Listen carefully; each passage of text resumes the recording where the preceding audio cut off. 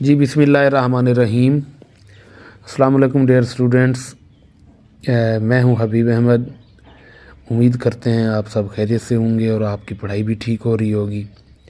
तो आज आपकी स्टडी के लिए, आपकी टेस्टिंग सीरीज़ के लिए एक नया एपिसोड लाए हैं। उसमें हम आज का पेपर डिस्कस करते हैं जो मॉर्निंग शिफ्ट में हुआ है जी। First year chemistry chapter number 4 second half solid portion का। तो मॉर्निंग शिफ्ट वाला जी पेपर है। फर्स्ट एमसीक्यू है, विच टाइप ऑफ क्रिस्टल्स में be soluble in polar solvents like water. वो कहता है कि जी पोलर सॉल्वेंट जैसा कि वाटर है, पानी है, पोलर ही होता है, उसमें हाइड्रोजन बॉन्डिंग होती है। इसमें जो क्रिस्टल्स सॉल्यूबल हो सकती हैं वो कौन सी हैं? तो वो आयोनिक क्रिस्टल्स ही होती हैं कि जब उनको सॉल्वेंट में डाला जाता है तो वो आयंस में तब्दील हो जाती हैं, और आयंस को क्योंकि वो नेगेटिव और पॉजिटिव पोल रखते हैं तो सॉल्वेंट के मॉलिक्यूल उनको घेर लेते हैं और वो सॉल्यूबल हो जाती है।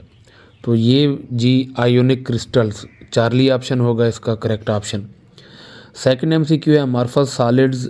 अमॉर्फस सॉलिड्स की प्रॉपर्टीज़ में से ये चार में से एक है, वो डेल्टा ऑप्शन है जी। Can possess small regions of orderly arrangements of atoms. और वो जो स्मॉल रीजन्स कहलाती हैं वो क्रिस्टलाइट्स कहलाते हैं।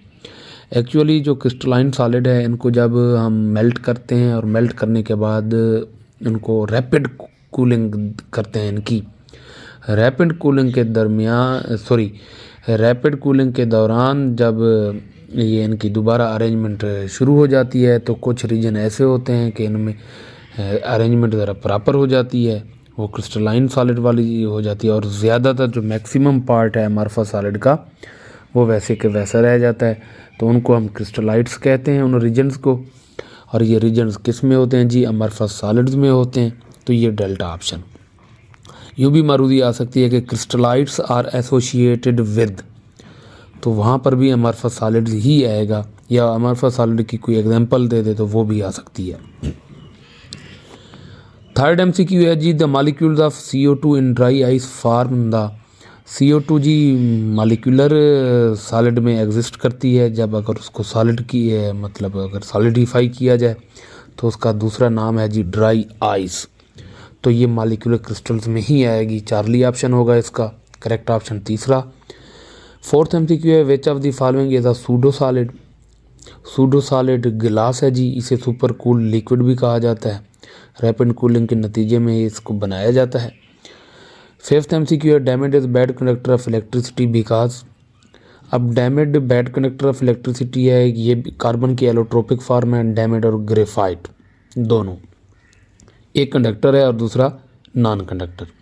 तो डैमेड बैड कंडक्टर इसलिए है, नॉन कंडक्टर इसलिए है कि इसमें जो सेंट्रल का कार्बन का जो एटम होता है वो मज़ीद 4 कार्बन से जुड़ा हुआ होता है। इसके अंदर फ्री इलेक्ट्रॉन्स नहीं होते। फ्री इलेक्ट्रॉन्स ना होने की वजह से this is bad conductor of electricity. But in graphite carbon is bonded with other 3 carbon atoms, not 4 carbon atoms. तो उसमें ग्रेफाइट के अंदर जो 4th इलेक्ट्रॉन होता है वो फ्रीली मूव कर सकता है और वो एक डायरेक्शन में होता है।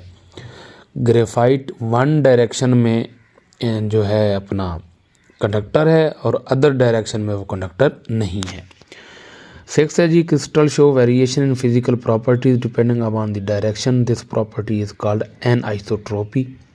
डायरेक्शन के ऊपर आप ग्रेफाइट की कंडक्टिविटी की अगर बात कर लें तो वो एक डायरेक्शन में कंडक्टर है, दूसरी में नहीं है, तो ये उसकी एनआइसोट्रोपिक प्रॉपर्टी होगी।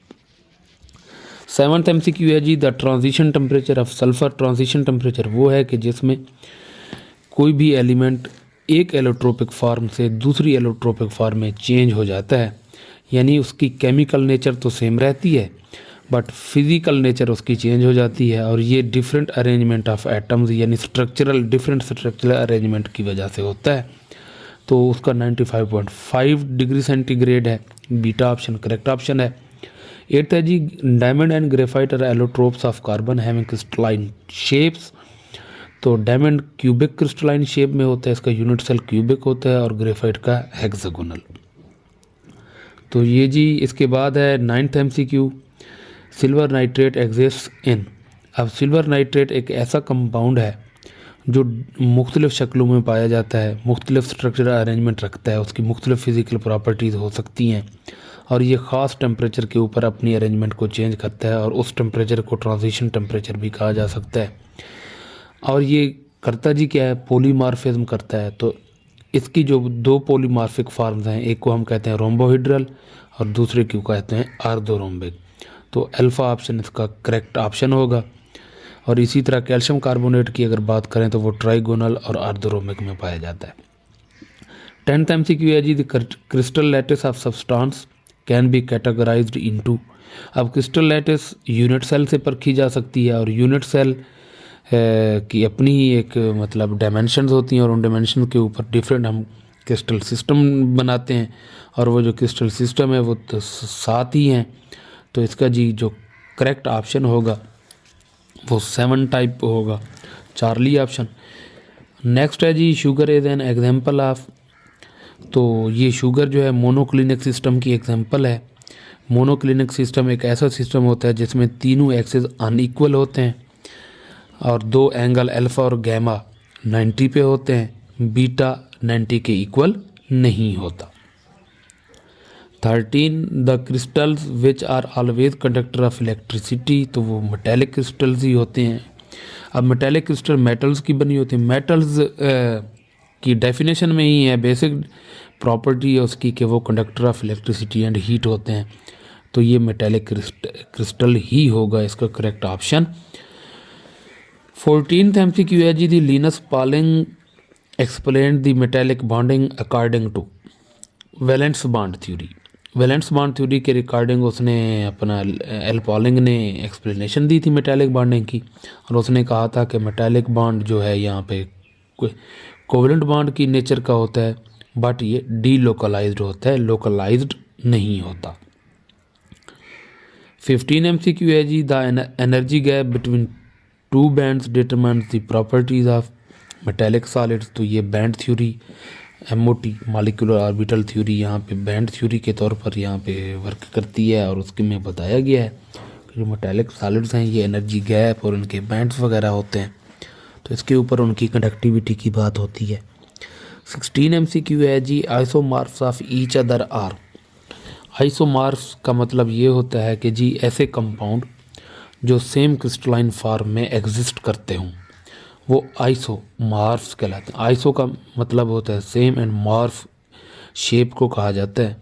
तो ये डिपेंड करता है एटॉमिक रेशो के ऊपर। अगर एटॉमिक रेशो सेम आ गई तो आइसोमॉर्फिज्म शो होगी, अगर सेम ना आई तो आइसोमॉर्फिज्म शो नहीं होगी। तो इसका जी करेक्ट ऑप्शन आता है beta magnesium oxide and sodium fluoride. तो ये दोनों क्यूबिक सिस्टम में पाए जाते हैं, ये हैं आइसोमॉर्फ्स एक दूसरे के।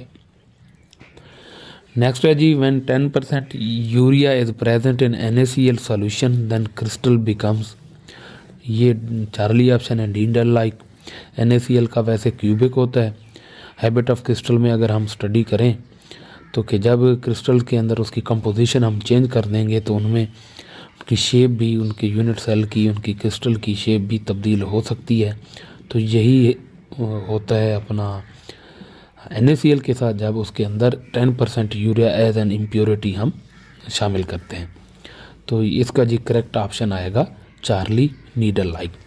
तो बच्चे ये हमारे 17 MCQs थे, उसके बाद 10 शार्ट क्वेश्चन हैं और इसमें भी जो शार्ट क्वेश्चन जो ज़्यादातर हैं वो रीजनिंग वाले हैं, लॉजिक वाले हैं, वो उसने रीज़न पूछी हुई है।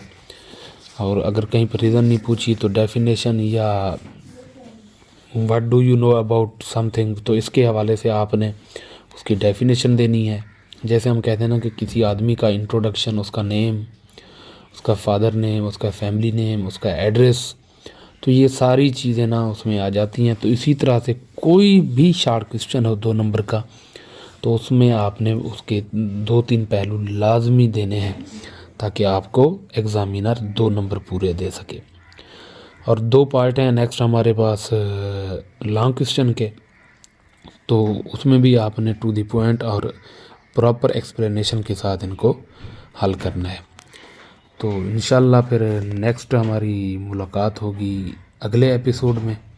तब तक के लिए अल्लाह हाफ़िज़।